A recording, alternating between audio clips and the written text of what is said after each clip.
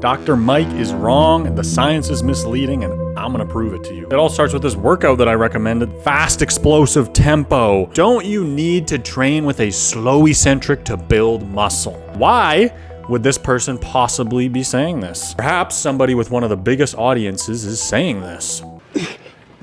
I have a couple tips for Mr. Sam. Control the eccentric. What I would like to see is a bit of a slower control on the descent on the eccentric. I would like for a bit more control on the way down. Apparently, everybody needs to do their sets with a slow, controlled tempo if they want to build any muscle. This seems to be a hard and fast rule, a law. Well, let's take a look and see what we find. I'm going to show you my research path so you can see exactly what I found, because there's many different sources online nowadays. It's hard to know what to trust. So we headed over to Google Scholar, and I typed in tempo hypertrophy.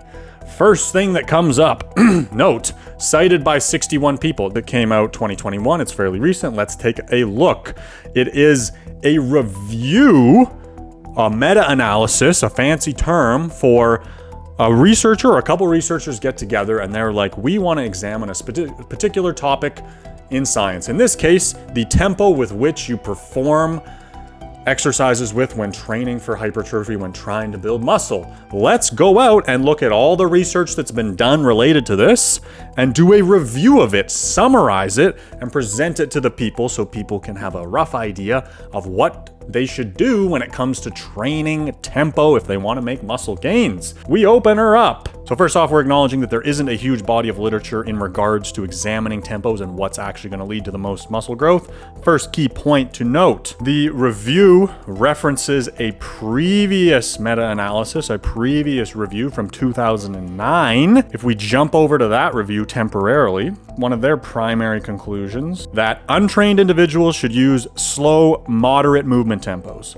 Intermediate training is recommended that moderate tempos should be used as well. For advanced athletes, a variety of tempos from slow to fast velocities is recommended. What do you freaking know? At the beginning of my workout, I like to try to push heavy ass weight with a faster tempo. At the end of the workout, I use lighter weights with a really slow, controlled tempo. Combining these two approaches together in every workout seems to be very effective for— Oh, that's funny. That seems to be what I've been recommending based on my own personal experience. Weird. Back to our original review, the discussion basically goes on to explain how there's a trade-off. When you use a slower tempo, specifically a slower eccentric, you're able to extend the TUT, the time under tension, the amount of time that the set takes. And there seems to be substantial scientific evidence that something about doing a slower eccentric, where you lower the muscle, or where you lower the weight, or where the muscle is lengthening, contributes to more muscle gain in simple terms, okay?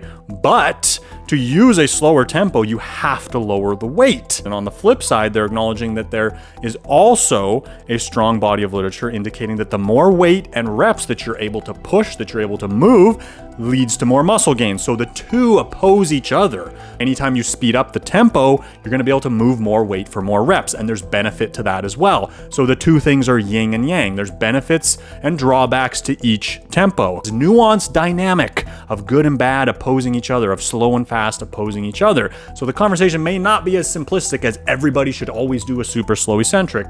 That's the way that it appears so far. And our friendly researchers in charge of this review are highlighting the pros and cons of slow versus fast tempos. However, they conclude their findings on this by saying, however, exercise carried out to concentric failure with a longer TUT, time under tension, a slow tempo, but a lighter load can be more effective in the development of hypertrophy, muscle gain, than heavier loads with shorter TUT, citing a specific article. Okay, let's go to that specific article and see where they pulled that finding from.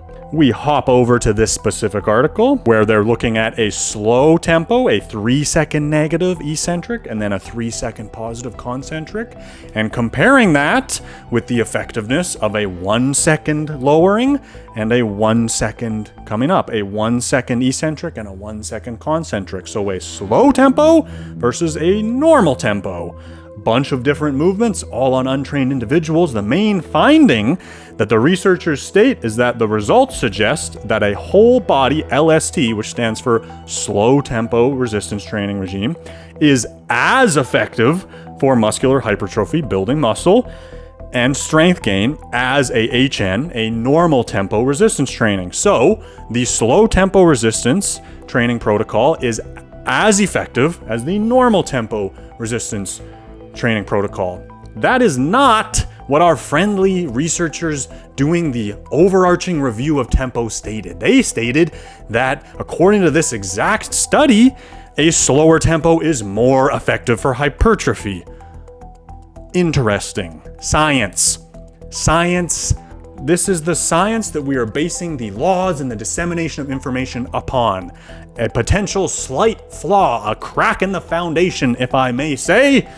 Let's look a little closer into this specific study. Turns out that the group doing the slow tempo saw a 6.8% increase in whole body muscle thickness. The group that was doing the normal tempo, the faster tempo, saw a 9.1% increase in whole body muscle thickness. However, the researchers came to the conclusion that the group that made 9.1%, the protocol they used of a regular tempo was as effective as the group that only saw 6.8% increases, the slower tempo group. A little confusing how they would draw that conclusion given the difference in numbers. And then our friendly researchers doing the large review on tempo as a whole decide to flip it and say the opposite in their conclusion, citing this exact study, science. Science is not 100% objective law. There's flaws to it, there's caveats to it, there's personal biases embedded within it. Tying this back in with my initial post, my initial video, what I noticed in this research that I've done with tempo is that there's no study on extremely fast tempos, which is what I'm using in that workout. The fastest tempo that is examined, for the most part, is a 1-to-1, 1 second eccentric, 1 second concentric, which I think we can all agree is a normal lifting tempo. The tempo I'm using in that video is much faster than that. It's probably half a second down, half a second up, or faster. So there isn't specific scientific research looking at the effectiveness of that and comparing it with other tempos across many individuals, across different rep ranges, across different rest times, across whether you're going to use partials or not, whether you push to training failure or not. So if you see a piece of content like this and you decide based on some scientific information that you heard from some person that comes from a foundation like this that my suggestion is garbage, then you're limiting yourself, because you should try it first, because it could be useful, because it hasn't actually been studied. A big part of the issue, I think, that I'm seeing is that if somebody like Dr. Mike comes along and starts critiquing everybody else's exercise form and says you must do a slow eccentric to optimize muscle growth, and a lot of people adhere to that, and now in their mind they're programmed to go, I have to do slow eccentrics, and they come across a piece of content like mine, they can't make sense of it and have to ask a question like this, or they must immediately oppose it and strike it down. And the problem is, I hope that I've illuminated what you can see here, is that there's pros and cons to slow and fast. And I think part of the issue with what Dr. Mike is doing is that he's focusing in solely on the benefits of the slow tempo. So far as I can see in my scan of the literature, is that there are benefits of using a slow eccentric. But to do that, you have to sacrifice the benefits of a faster tempo that allows you to move more weight for more reps, which there's also clear scientific evidence that that is constructive for building more muscle gain. So there's pros and cons. To tie it together is what you should do. If you find any additional resources that you want to contribute to this conversation, comment them below, send them to me. I will read it, I will look at it.